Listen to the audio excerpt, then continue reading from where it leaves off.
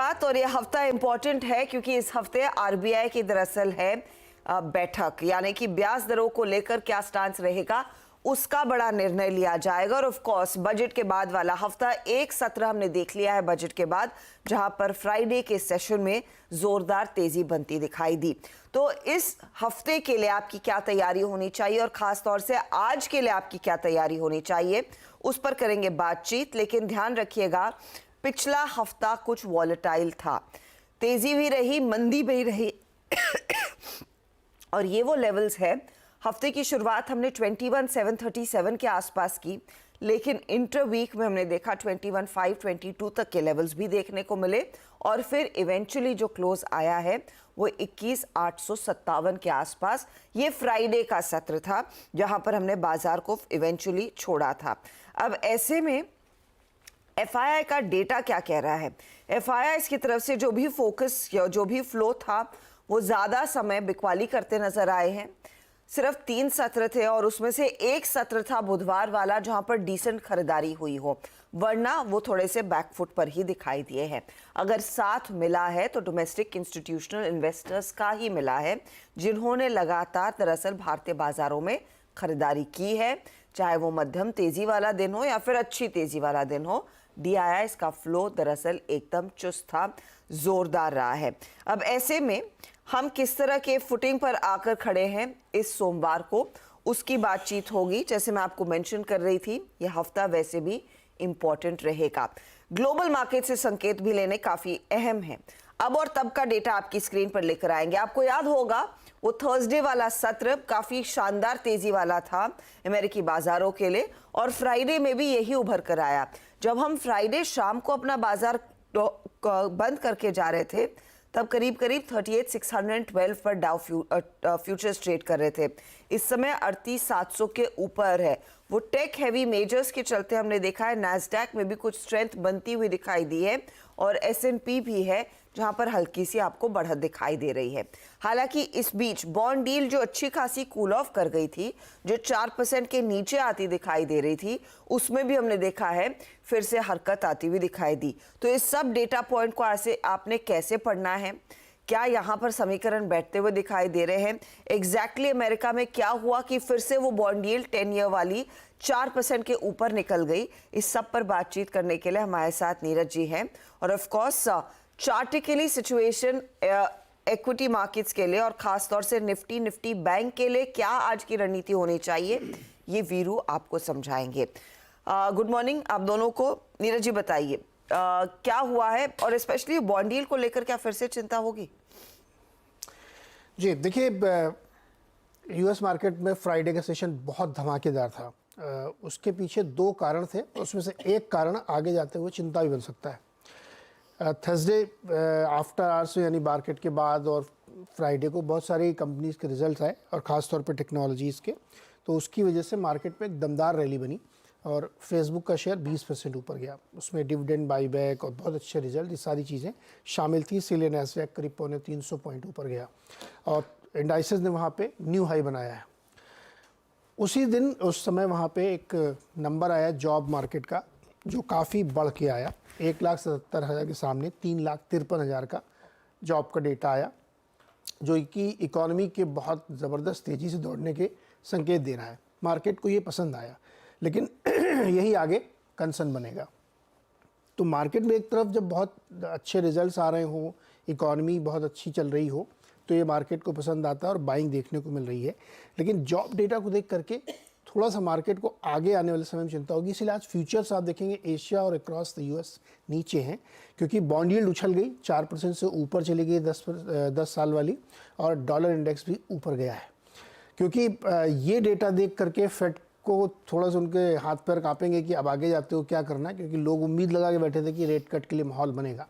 तो वो एक थोड़ी सी चिंता हो सकती है। लेकिन मैं यहीं पे आपको साफ कर दूं कि इस नंबर को देख के आपको घबराने की ज़रूरत नहीं है, क्योंकि एट द सेम टाइम जनवरी में मैसिव ले ऑफ हुए हैं यूएस में। जनवरी का महीना हमेशा यूएस इकोनॉमी में ले ऑफ वाला होता है, क्योंकि साल की शुरुआत में ही वहाँ पे ये सारी चीज़ें होती। तो जो ले ऑफ और हायरिंग एक साथ होती है, हाई पेड को निकाला जाता है, सस्ते लोगों को रखा जाता है, ये ग्लोबल प्रैक्टिस है। तो इसलिए आपको ये बहुत बड़ा नंबर दिख रहा है, इससे बिल्कुल डरने चिंता करने की ज़रूरत नहीं है। इसलिए मार्केट बहुत चिंतित नहीं था और उसने अपनी उस तेज़ी को होल्ड किया है। तो ये तो था वहाँ का है। बॉन्ड यील्ड तो चूँकि इकॉनमी में जो कुछ हो रहा है उसको देख के रिप्रेजेंट करती है, इसीलिए वो 4 के ऊपर गई, इंडेक्स ऊपर गया, लेकिन ऐसा कोई बहुत बड़ा कंसर्न देखने को नहीं मिलता है। अब मैं बात करता हूँ कंसर्न की। कंसर्न आपको कहाँ देखना चाहिए? कंसर्न आपको चाइना में देखना चाहिए। चाइना की इकॉनमी बहुत बुरे दौर से गुजर रही है, पिछले 6 महीने से लगातार गिर रही है और अब तक उसने $6 ट्रिलियन का मार्केट कैप साफ हो गया है। लास्ट वीक ही 5% गिरा वहाँ का जो ब्लू चिप इंडेक्स है। संडे को चाइना की सरकार ने, या रादर रेगुलेटर कहे तो, उसने ये ऐलान किया है कि वो मार्केट की इस फॉल को रोकने के के कारगर कदम उठाएगा, जिसमें एक इशारा तो शॉर्ट सेलिंग रोकने का है और दूसरा बहुत सारी वो जांच इनिशिएट कर सकता है। सरकार के लेवल पर फंड इन्फ्यूजन की तैयारी ज़रूर है, लेकिन अभी कुछ खुलासा नहीं हुआ। तो मार्केट संभालने की कोशिश हो रही है, जिसकी वजह से मार्केट और गिरेगा। उस दिन ये जब खबर आई संडे के आसपास तो मार्केट पैनिक करने लगा था। तो आप देखेंगे कि चीन में बहुत दिक्कत है। दूसरा जो रेड सी का झंझट चल रहा है, लड़ाई चल रही है, उसमें यूएस और यूके की जॉइंट एक्सरसाइज ने हौती के ऊपर अटैक किए। हौती का स्टेटमेंट आया कि वो इसको रिटेलिएट करेंगे, तो वहाँ पे थोड़ा तनाव बढ़ता जा रहा है। तो इसलिए ग्लोबल ट्रेड जो है वो मुश्किल में है। आपको बता दूं कि स्वेज और पनामा दोनों कैनाल से इस समय ट्रेड बहुत बुरी तरीके से गिर गया, अलग अलग रीजन से भी, और ये एक रीजन तो है ही है। तो मुझे लगता है ये ग्लोबल ट्रेड के लिए कंसर्न होना चाहिए, चीन और रेड सी का मामला। लेकिन यूएस की तरफ से अभी फ़िलहाल कोई दिक्कत देखने को नहीं मिल रही है। तो आज मार्केट के लिए बहुत मेरे हिसाब से टेक्निकली बहुत टफ डे होगा कि आप कैसे नंबर्स को रीड करेंगे। यूएस में कोई प्रॉब्लम नहीं, ये मैं अभी आपको बता रहा हूँ। यूएस में कोई प्रॉब्लम नहीं, लेकिन दूसरी दिक्कतें हैं। तो क्या स्टांस लेना है? हम कॉशियस रहेंगे? कॉशियस रहना चाहिए आज, है ना। ऑप्टिमिज्म जो पिछले हफ्ते थोड़ा सा दिख रहा था, बिल्कुल वो थोड़ा सा वॉश आउट हो गया है। Yes. तो कॉशन वाला दिन है। ग्लोबल संकेत आपको यही दिखा रहे हैं और क्लियरली वो रेड सी वाला मामला अभी भी तना हुआ है। वहाँ पर कुछ जो उम्मीद थी कि शायद एक रेजोल्यूशन निकल कर आएगा या फिर सीज फायर होगी, वैसी स्थिति उभर कर नहीं देखने को एक और टेंशन बढ़ाने वाली बात, हालांकि वो भी बहुत फार फेच्ड है। जो मिस्टर ट्रंप हैं वो लीड कर रहे हैं सारी प्राइमरीज में और वो कंटेंडर हैं। उन्होंने ऐलान किया कि हम अगर जीत के आए तो मैं 60% के ट्रेड बैन कर दूंगा चाइना के। फिर से वो ट्रेड वॉर इनिशिएट कर सकते। कुछ नहीं कहना, अब देखते हैं क्या होगा। लेकिन हाँ, दिक्कत तो है, और यही इनफैक्ट ये ग्लोबल परिस्थितियां ही हैं जो दरअसल भारतीय बाजार को बार बार नीचे खींच रही हैं। वरना हमारे फंडामेंटल्स हम सब जानते हैं। बजट के बाद जिस तरह के बयान आए हैं वित्त मंत्री के कि 7% की ग्रोथ हासिल करना बिल्कुल आसान है, उसमें कोई ऐसे रॉकेट साइंस नहीं है जिस तरह की तर्ज पर हम चल रहे हैं। लेकिन हाँ, वो ग्लोबल क्यूज अगर साथ मिले तो शायद भारतीय बाजारों में और फंड फ्लो आए और कॉन्फिडेंस आए। तो आज के लिए संकेत क्या बने हैं? कंसिडरिंग पिछले सत्र में हमने अच्छी खासी तेजी देखी, 21,900 के ऊपर कुछ समय बिताया। इनफैक्ट 22,126 तक का knew all time high Friday को हमने दिखाया है। उसके बाद कुछ कूल ऑफ देखने को मिला है। गिफ्ट निफ्टी आपके सामने है, सिर्फ 16 पॉइंट की तेजी देखने को मिल रही है। वीरू ऊपरी लेवल्स पर 22,000 के ऊपर लोगों ने कर ली मुनाफा वसूली पिछले सत्र में। लेकिन आज के लिए कंसिडरिंग पूरे ग्लोबल संकेत थोड़े से कॉशियस है, क्या रणनीति होगी? Good morning Harshita, good morning Neeraj ji. देखिए, लास्ट सेशन का हमारा दोनों ही इंडस्ट्रीज पे थ्रेशहोल्ड पॉइंट था 21,807.10 ऑन निफ्टी और बैंक निफ्टी में पहले 46,300, उसके बाद 46,510, दोनों ही लेवल्स बाइसेक्ट हुए। अच्छा स्विंग मिला और मैंने एग्जैक्टली 12 बजे 12:30 बजे ये अप्रोच मिली थी कि इस वाइल्ड स्विंग के बाद एग्जैक्टली एट 22,050 या फिर बैंक निफ्टी। देखिए, निफ्टी अपने स्विंग को थोड़ा सा एक्सेसिव ले गया ऊपर, लेकिन बैंक निफ्टी बिल्कुल तोल मोल के ऊपर गया और वो था क्या? 46,890, 910 यही टारगेट लेके आया था मैं। अगर 510 बाइसेक्ट होता है तो मैंने एग्जैक्टली यही बोला कि प्रॉफिट्स को अपने कैश में कन्वर्ट कर लीजिए। यहाँ पर क्लोज बैंक निफ्टी के लिए खराब था, and specially in the highlights जिस प्रकार से आईटीसी ने अपना 2 ने डिमा छुआ ऑलमोस्ट, और एचडीएफसी बैंक जिस तरीके से डील ऊपर क्लोज हुआ, तो क्लोज खराब था। हर्षिता, आज के इस सेशन को कैसे अप्रोच करें हम? देखिए, पहले इंस्टीट्यूशनल फिगर्स पे आते हैं। इंस्टीट्यूशनल फिगर्स क्या है? देखिए, इंस्टीट्यूशनल फिगर्स में आपको कोई बहुत बड़ा पेन तो नजर नहीं आएगा। 70 करोड़ रुपए की एफआईज की बैंक, 2463 करोड़ रुपए की डीआईज की बैंक, 597 करोड़ रुपए का इंडेक्स फ्यूचर्स एफआईज ने बाय किया, 2000 contract long, 3400 contract short cover किए, 7200 करोड़ रुपए का उन्होंने स्टॉक फ्यूचर बाय किया, लगभग 52,000 contract long, 31,000 contract short cover किए और डेटा ठीक ठाक था। इंस्टीट्यूशनल डेटा में आपको कोई पेन नजर नहीं आएगा। और एफआईएस की जो आउटस्टैंडिंग लॉन्ग है, अगर आप मतलब माफ कीजिए शॉर्ट हैं, वो भी काफ़ी कवर हुई हैं। अब करीब 74,000 कॉन्ट्रैक्ट नेट शॉर्ट, वो डायग्राम में क्लियरली आपको विजिबल है। आई थिंक जो हम पिछले कुछ हफ्तों में करीब 1 लाख कॉन्ट्रैक्ट शॉर्ट चले गए थे हर्षदा, वो रिड्यूस होकर अब करीब 80 और करीब 74,000 की रेंज में वो नेट शॉर्ट कॉन्ट्रैक्ट खड़े हैं। आज हमें एक फ्लैट ओपनिंग मिलेगी, मैं इसे कैसे अप्रोच करूं, ये वो डायग्राम जो कि लोअर लेवल से थोड़ी शॉर्ट कवर दिखा रहा है। देखिए हर्षदा, सबसे बड़ा कॉल आइटर अब वहीं पर आ गया है जहां पर हम स्विंग देके पिछले सेशन में आए हैं, दैट्स 22,000, 22,000 पे और 21,900 पे। ये कॉल आइटर वहीं आके खड़ा हो गया है। तो आपके पास दो रेजिस्टेंस हैं, 21,900, 22,000 और उसके बाद जो आपका ऑल टाइम हाई स्विंग है 22,100, वो तो है ही है, लेकिन सबसे बड़ा आउटस्टैंडिंग वाई 22,000 की कॉल पे है। नीचे 21,800 और 700 की पुट सबसे बड़ा ओआई होल्ड करती हैं। और एक और चीज जहन में याद रखिएगा, 21,600 की पुट 46 लाख का मैक्सिमम आउटस्टैंडिंग वाई होल्ड करती है। जो मैं बात बोल रहा हूं उस पर वजन दीजिएगा थोड़ा सा, 21,600। पिरामिड्स ये क्लियरली रिफ्लेक्ट कर रहे हैं हर्षदा के 21,900, 22,000 पे आज ओपनिंग के वक्त हमें लोड मिलेगा। 21,800, 700 पहला ऑप्शन बेस है और उसके बाद 21,600 जहां पे 46 लाख का आउटस्टैंडिंग वाई है। देखिए आशा, हमें एसबीआई के नंबर्स पे रिएक्ट करना है, तो मैं यही कहूंगा एचडीएफसी बैंक की वीकनेस, आईटीसी की वीकनेस और एसबीआई का क्या शो होगा एग्जैक्टली, उससे पहले कोई ट्रेड में बहुत जल्दबाजी मत कीजिएगा कूदने की। बेस 1 लेके आइए, मैं आपको बेस 1 समझा देता हूं। अगर बाजार डिप लेगा, शुरुआती dip 21,790, 751, it's a first option base, इसको देखिएगा, इस पर ठहरता है नहीं ठहर रहा है। लेकिन जो बात मैं भी कुछ देर पहले बार बार कह रहा था कि 21,600, 21,600, 21,600, 21,600 बड़ा आउटस्टैंडिंग वाई है, प्लस 590 पे आपका 20 डे एक्सपोनेंशियल मूविंग एवरेज भी है हर्षदा। तो हमें तोल मोल के इस बेस के आसपास बाय करना है। तो हमें अभी बेस को कंसिडर करना है, बेस 1, बेस 2।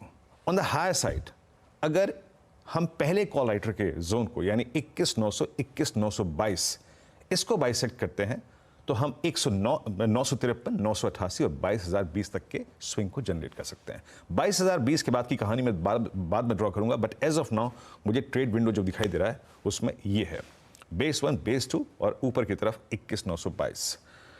अभी इसी पे हम चलते हैं। स्ट्रेंथ आएगी 21,922 के बाद।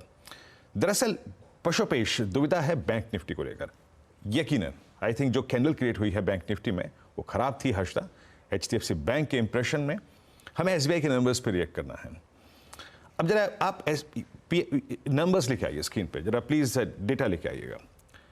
हर्षदा, सबसे बड़ा कॉल आइटर 46,000 पे और 46,500 की, इन दो स्ट्राइक्स पे है, और नीचे 45,500 की पुट बड़ा ओआई होल्ड करती है। कुछ देर के लिए जरा स्क्रीन पे चार्ट लेके आइएगा निफ्टी बैंक का। क्या है स्क्रीन के लिए आज महत्वपूर्ण, 46,000 पे खुलते ही साथ पहला इमीडिएट कॉल आइटर खड़ा है, इसको रखिएगा स्क्रीन पे। 46,240 पे आपका 20 डे एक्सपोनेंशियल मूविंग एवरेज है और 46,500 पे आपका सबसे बड़ा कॉल आइटर है। नीचे 45,700 पे आपका 10 डेमा है और 45,610 पे आपका 100 डेमा है। अब ड्रॉ करते हैं पिक्चर। पहली बात, इमीडिएटली आज मत खो दीजिएगा ट्रेड में, हमें एक मैसेज को रीड करना है कि exactly out of HDFC bank और एसबीआई और पीएसयू बैंक्स के बीच में निफ्टी बैंक करता क्या है। बेस लेके आइए। अभी इस सूरत हाल में Harshada, any dip towards base 1 और 45,500।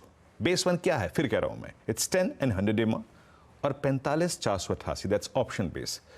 यहां तक का डिप एक बाय करने लायक तर्कसंगत डिप होगा हर्षदा, लेकिन इसके नीचे नहीं।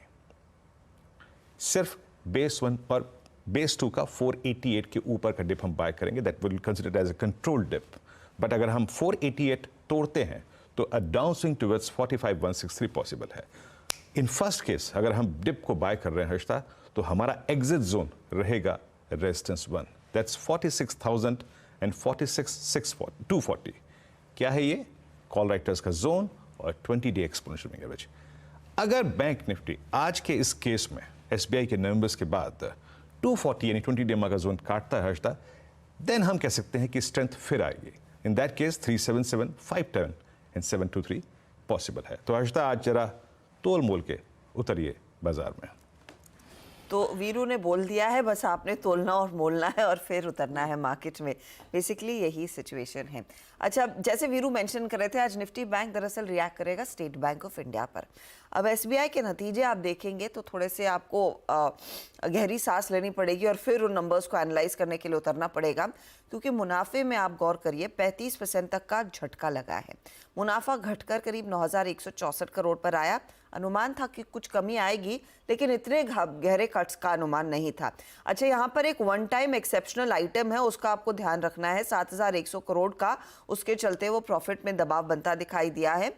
बेसिकली कंपनी ने कहा है कि डीए रिलीफ और साथ ही साथ पेंशन बढ़ी है, तो उसका एक ये वन टाइम इम्पैक्ट आया जरूर है। लेकिन अगर आप बाकी आंकड़े भी देखें, ब्याज से आया अनुमान था 40,000 के ऊपर आएगी, ये करीब 39,815 करोड़ पर आई है, यानी कि सिर्फ 4.5% का ही इजाफा कंपनी ने दर्ज किया है। 6 क्वार्टर लो पर नेट इंटरेस्ट मार्जिन है 3.22% के आसपास। क्वार्टर ऑन क्वार्टर आप देखेंगे 3.29% के, ये 3.22% पर आ चुके हैं।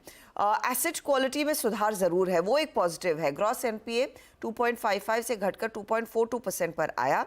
नेट एनपीए स्थिर है, कंसर्न कोई नहीं है स्लिपेजेस पर। क्रेडिट ग्रोथ अक्रॉस सेगमेंट जरूर देखने को मिली है, लेकिन ये नंबर्स इतने कुछ खास अच्छे नहीं है, क्योंकि वो एक्सेप्शनल आइटम था और उसका एक झटका जरूर लगता हुआ दिखाई देगा। दूसरी तरफ बाजार ये भी देखना चाहेगा कि आज मार्केट नंबर्स के अलावा जो वित्त मंत्री साहिबा ने इंटरव्यू दिया है, उसमें कहा कि आई बी ओके, या फिर हम ठीक रहेंगे कि ओएनजीसी और एसबीआई में अगर सरकार कुछ और हिस्सेदारी बेचती है तो क्या उसका एक ओवरहैंग भी नजर आएगा, वो भी आपने आज बचाना है आज के लिए एसबीआई और साथ ही साथ ओएनजीसी में। दूसरी तरफ जो अच्छी तिमाही रही है वो रही है दरअसल टाटा मोटर्स की। टाटा मोटर्स के लिए एक बहुत ही मजबूत क्वार्टर उभर कर आया और उस स्टॉक पर भी नजरें रहेंगी। मुनाफा 2 गुना बढ़ा है, 7,025 करोड़ पर आया। आप देखिए रेवेन्यू में भी करीब 22% तक का इजाफा बनता दिखाई दिया है। ऑपरेटिंग मार्जिन 12.9% का अनुमान था, ये इनफैक्ट आए हैं 13.9% पर। और अगर आप गौर करें पिछले तिमाही से इस तिमाही में, यानी कि ईयर ऑन ईयर, वहां पर 300 बेसिस पॉइंट का इजाफा आया है। कहां से फायदा मिल रहा है कंपनी को? इनके जेएलआर के कारोबार से। तो जेएलआर बिजनेस में रेवेन्यू 22% बढ़ा है, जेएलआर के मार्जिन 16% पर आए हैं। जेएलआर की प्रॉफिटेबिलिटी भी काफी बेहतर है इस पर्टिकुलर क्वार्टर में, और वो दरअसल 4 चांद लगा रहा है टाटा मोटर्स के प्रदर्शन पर। कंपनी ने इनफैक्ट जेएलआर का FY24 का मार्जिन गाइडेंस लगातार दूसरी तिमाही में बढ़ा भी दिया है। ये कह रहे हैं कि पहले टारगेट था 8% के आसपास मार्जिन गाइडेंस का, लेकिन अब कह रहे हैं FY24 जब हम क्लोज करेंगे 8% के ऊपर का मार्जिन डिलीवर करेगी कंपनी। तो ये फिलहाल वो स्टेटमेंट है जो स्टॉक में आज नई तेजी, नई ऊर्जा जड़ता हुआ दिखाई देगा। कैश पॉजिटिव हो जाएंगे FY25 पर, ये रीइटरेट करते आए हैं हर क्वार्टर में। तो अच्छी तिमाही। अब आइए आप इंटरग्लोब एविएशन पर रेवेन्यू करीब 30% बढ़कर आया है। एबिटा में करीब 61% का इजाफा, यहाँ पर भी मुनाफा 2 गुना बढ़ता हुआ दिखाई दिया है।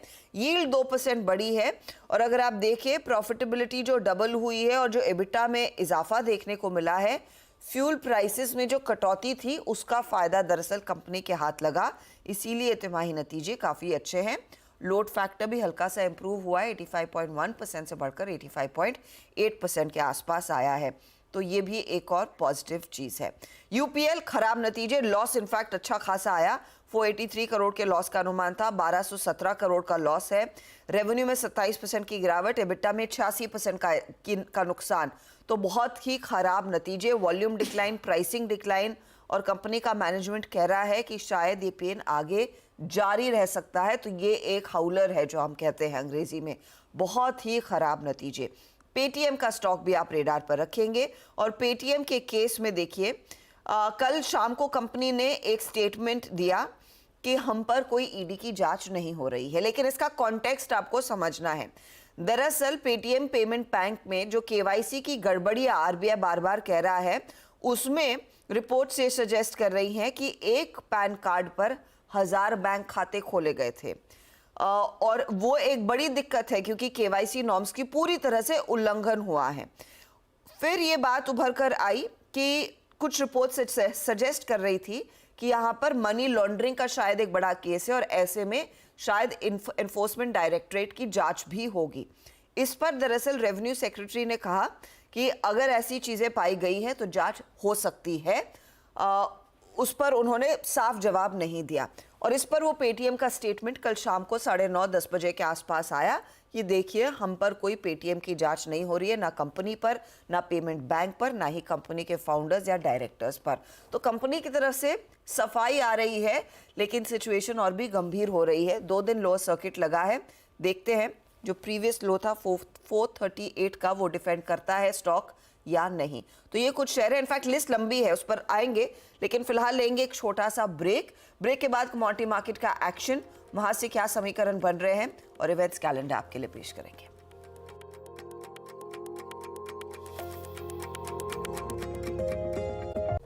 आप देख रहे हैं मॉर्निंग कॉल, और कमोडिटी मार्केट में क्या रणनीति आपकी होनी चाहिए, उस पर HDFC सिक्योरिटीज के अनुज गुप्ता ने अपनी राय स्क्रीन लेकर आइएगा, ग्राफिक प्लीज डायरेक्टर साहब। अनुज गुप्ता कह रहे हैं कि कच्चा तेल आप शॉर्ट करके चलेंगे, 5950 का टारगेट रहेगा, 6200 का स्टॉप लॉस, और MCX पर आप चांदी भी बेचें, 70,620 के आसपास तक के टारगेट के लिए ये भी एक शॉर्ट वाला ही ट्रेड बनता दिखाई दे रहा है।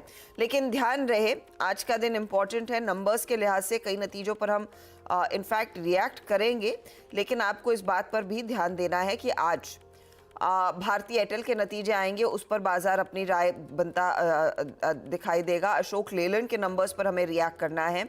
साथ ही साथ आज एक्स डिविडेंड होगा कोफोर्ज का शेयर, MGL का शेयर। कोफोर्ज के केस में 9 रुपए का इंटरिम डिविडेंड दिया था, उसकी एडजस्टमेंट होनी है, और MGL के केस में करीब करीब 12 रुपए की इंटरिम डिविडेंड की एडजस्टमेंट होगी। ये दोनों ही स्टॉक्स दरअसल आज से एक्स डिविडेंड जा रहे हैं।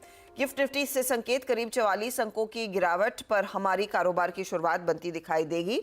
तो हम लेंगे इसी मोड़ पर एक छोटा सा ब्रेक, लेकिन आज दिन भर FM साहिबा का जो एक्सक्लूसिव इंटरव्यू नेटवर्क 18 के editor in chief Rahul Joshi ने किया, उसके अंश आपके सामने पेश किए जाएंगे।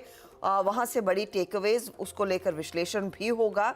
और साथ ही साथ ब्रेक में जाते जाते मैं हमारे दर्शकों और हमारे इंस्टाग्राम फॉलोअर्स का धन्यवाद करना चाहूँगी कि आपकी बदौलत और आपके प्यार की बदौलत हम दरअसल इंस्टाग्राम पर जो परिवार है वो 10 लाख अचीव हो चुका है, और हमारी उम्मीद यही है कि आप हमारे साथ जुड़े रहेंगे और अपने दोस्तों को भी कहेंगे कि इंस्टाग्राम CNBC आवाज़ का हैंडल आप ज़रूर फॉलो करें। चले लेंगे एक ब्रेक के बाद ऑफ कोर्स फोकस पूरी तरह से रहेगा आज के ट्रेड्स पर, सीधा सौदा आपके लिए लेकर आएंगे।